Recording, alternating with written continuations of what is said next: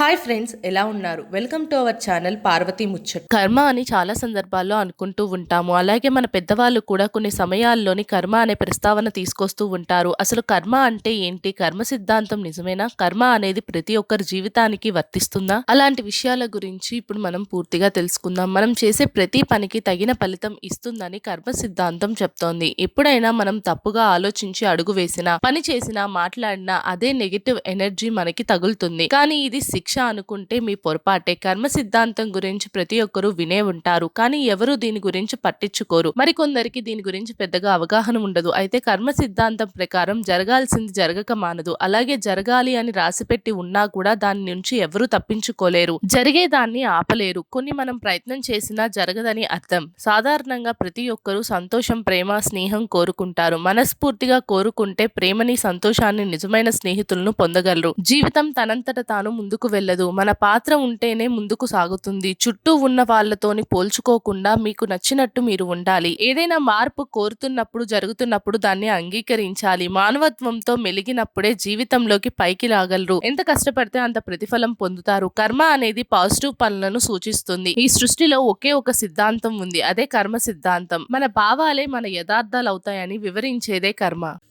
మా వీడియోస్ కనుక మీకు నచ్చినట్టయితే మా ఛానల్ని లైక్ చేయండి, షేర్ చేయండి, అలాగే సబ్స్క్రైబ్ చేసుకోవడం మాత్రం అస్సలు మర్చిపోకండి. మరిన్ని ఇలాంటి వీడియోస్ కోసం మా ఛానల్ని ఫాలో అవ్వండి.